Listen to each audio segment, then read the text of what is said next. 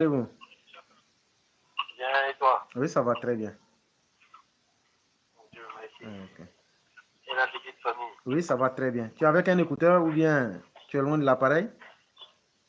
Je suis un peu loin de t'attendre. Donc, je vais.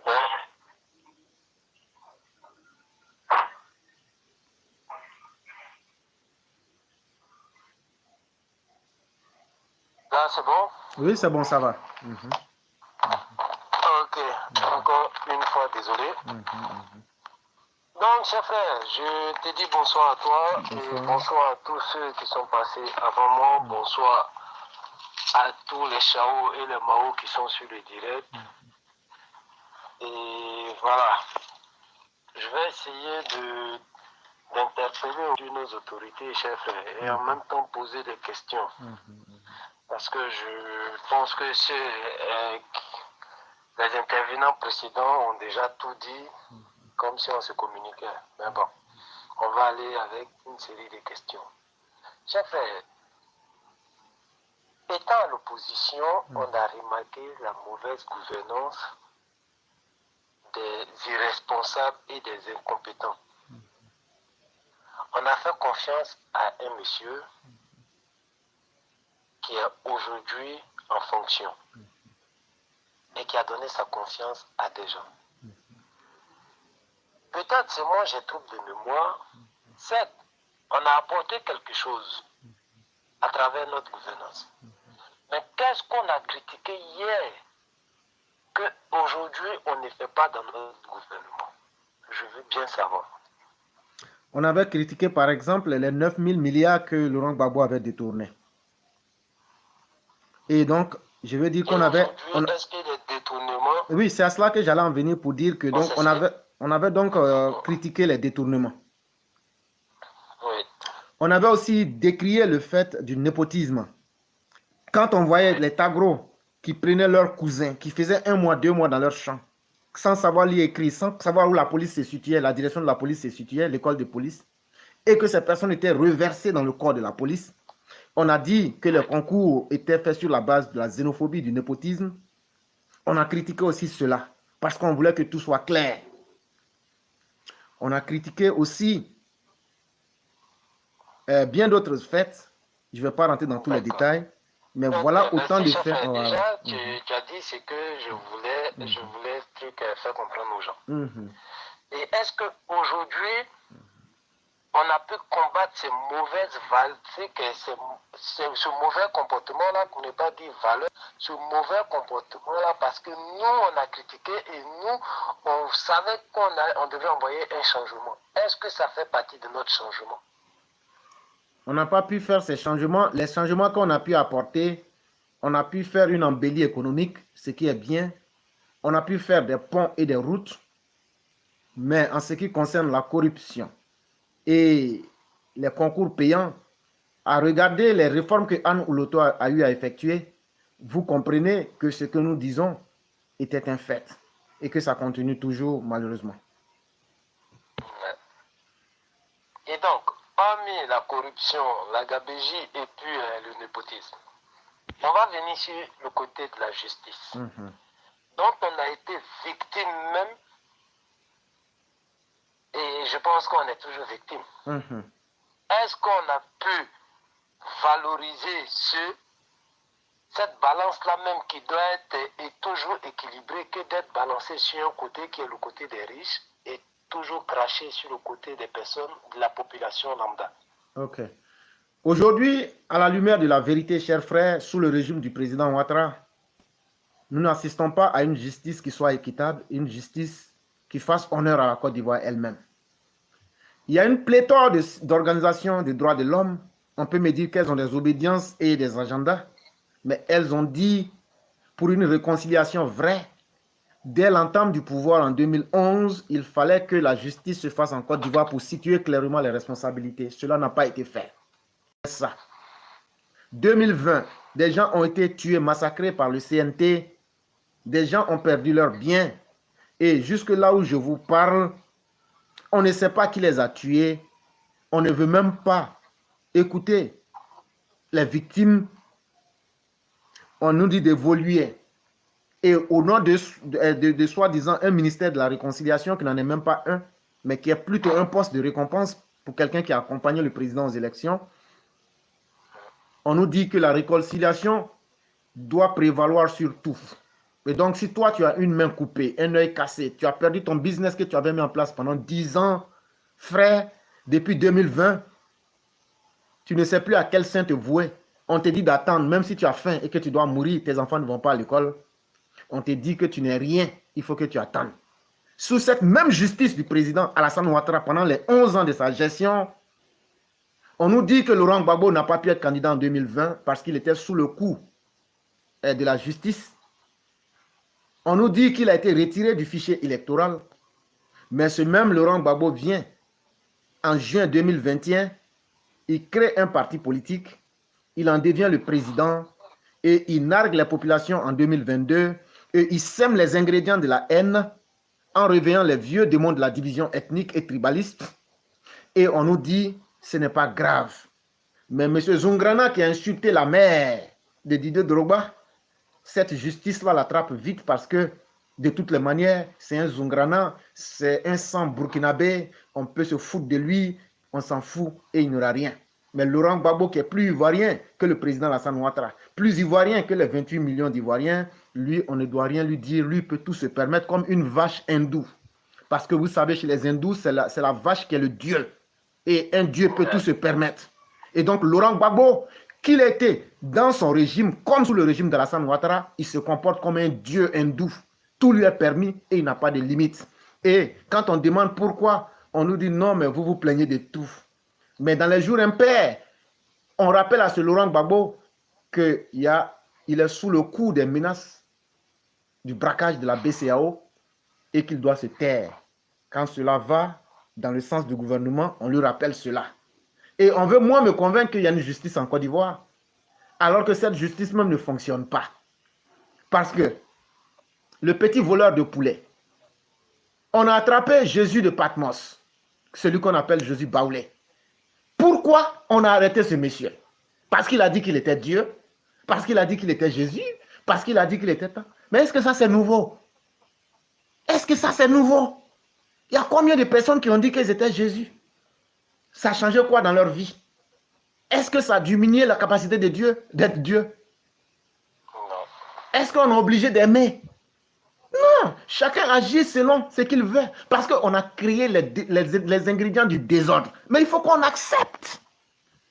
Est-ce que Jésus de Patmos, c'est subitement qu'il a commencé? Dieu n'a jamais donné procuration à quelqu'un pour aller convoquer qui que ce soit à sa place. Et est-ce que c'est maintenant, c'est la semaine où il a parlé là, c'est là qu'il a commencé à officier? Depuis de nombreuses années, il a fait ce qu'il a toujours fait. Maintenant, vous l'avez libéré hier. Dites-nous, pourquoi vous l'avez libéré? Et c'est toutes ces injustices-là qui font dire au pro-Gbagbo, Laurent Gbagbo a été jugé, il a été libéré. C'est donc toi, Ouattara, avec tes éléments, qui sont les coupables. Et tôt ou tard, ce jugement va nous rattraper. Parce qu'à l'international, les gens se diront, Laurent Gbagbo et sa clique ont passé. En interne, on n'a jamais jugé quelqu'un. Mais quand c'est nous les petits voleurs de poulet, ou bien ce qu'on peut prendre pour garnir les records de la justice, on est très fort dans cela. Sous cette même justice de Ouattara, on n'a pas arrêté les détourneurs de deniers publics, comme Akossi Benjo, comme bien d'autres, comme Begré, et comment il s'appelle là, l'homme de Fresco là, l'ancien ministre des Sports là. J'ai oublié son nom. Commandant Begré, si ça me revient, Alain Lobognon. Alors qu'on sait que les 4 milliards dont on est en train de parler là, ces 4 milliards-là, eux, ils en ont détourné aussi. Mais on n'en parle pas. Parce que quand ces gens-là parlent dans le sens et flattent le pouvoir en place, on laisse tomber alors qu'il y a des joueurs qui n'ont pas été payés. Il a fallu qu'on en fasse un scandale. Voilà l'état de notre justice. Quand on en vient maintenant aux victimes elles-mêmes, notre justice a véritablement honte même que les victimes s'expriment aujourd'hui. On veut que les gens oublient leur propre douleur et qu'on avance parce qu'on a mis des routes, on a construit des gratte-ciel, on a construit des immeubles et on a fait engranger beaucoup d'argent. On dit pour cela que le pays est en train d'évoluer. Mais le travail sur les êtres, le travail sur les consciences et le travail pour les générations à venir n'ont pas été réalisés et la justice n'a pas été au rendez-vous. Merci, chef frère. Pour ne pas dire que nous sommes en train de faire le bilan, mais on va se limiter peut-être à un truc. On voulait le pouvoir présidentiel, on a été président, on voulait le pouvoir législatif pour ne pas que les gars nous mettent les bâtons dans les roues. On a eu la majorité à l'Assemblée. Est-ce que tu peux me rappeler une loi que les députés même ont voté ou ont mis en place depuis le mandat de ce grand monsieur-là pour apporter quelque chose même à la politique ivoirienne?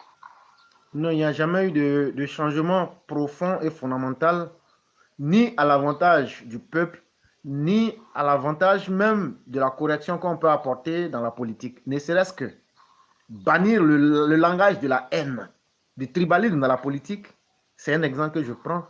Tout le monde, cette loi-là arrangeait tout le monde. Les injures. Combien de fois la mère d'Alassane a été insultée sur les réseaux sociaux? Jusqu'à même physiquement, elle a été déterrée. On n'a jamais trouvé que c'était suffisamment grave. Mais la maman de Didier Drogba, qui est plus ivoirienne que la maman du président Ouattara, elle, quand on l'insulte, il faut qu'on arrête Zongrana le Mossi. Parce que tout est dans les symboles, en fait. Et il faut qu'on rappelle ça aux gens. Nous ne sommes pas xénophobes, nous ne sommes pas comme ce que ces gens-là veulent. Mais on veut vous dire que si toi-même tu ne te respectes pas, ce ne sont pas les autres qui vont te respecter.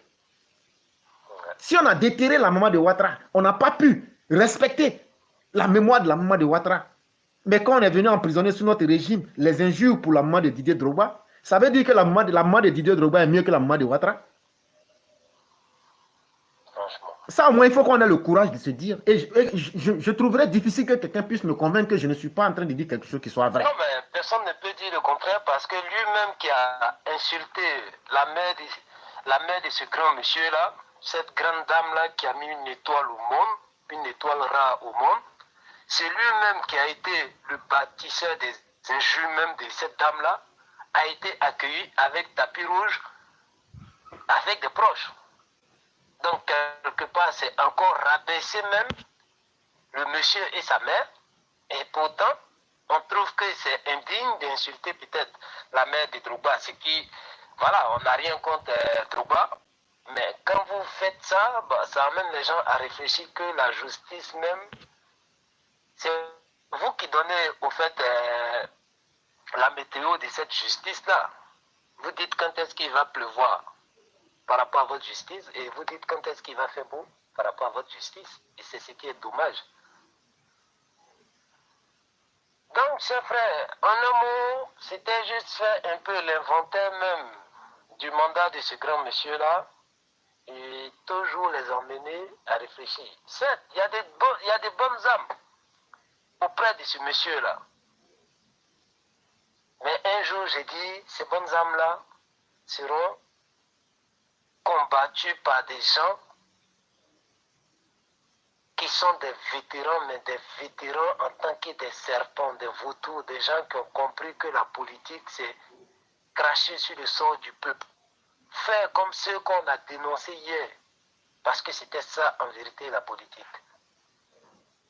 Et abrutir le reste de la population. Aujourd'hui, à travers ce monde numérique où on ne pouvait plus éveiller les gens, comment ils ont détourné l'objectif même et la motivation de certains cyberactivistes. C'est fait sciemment. C'est des politiciens. Ils ne posent pas des pions comme ça dans le vide. Même si certains ne sont pas des grands joueurs d'échecs, mais c'est des grands joueurs de dames en matière de stratégie. Donc ils ne posent pas des pions comme ça par hasard. Et qu'est-ce que nous, on a compris? Si ces histoires de rentes viagères ou quelqu'un, à travers plusieurs gouvernements, doit être récompensé par rapport au nombre de gouvernements dans lesquels il a servi. Et doit être encore récompensé par rapport au nombre de postes même qu'il a occupés à travers tous ces gouvernements-là. Qu'est-ce que nous, on a compris que eux, ils n'ont pas compris? ils ont très bien compris. Mais la population qui ne veut jamais écouter, qui ne sait pas à quel moment sortir, dire non pour ses intérêts, ils ont presque reçu leur combat. Des cyberactivistes qui pouvaient nous accompagner, pas parce qu'on est contre ce pouvoir-là, mais parce qu'on a adhéré par rapport à des valeurs. Donc ils se sont laissés comme ça abrutis avec des miettes. Si peut-être ils ne croyaient pas à leur chance et que ce qu'on les donne comme miettes là les fait tellement rêver pour pouvoir être hypnotisés pendant tout ce temps que de dire la vérité, c'est dommage. Mais nous, on a dit. Et face à nos semblables, on peut marcher la tête haute. Chers frères, voici ce que je pouvais dire aujourd'hui et j'espère que ça va les emmener à faire aussi l'inventaire même de leur mandat eux-mêmes.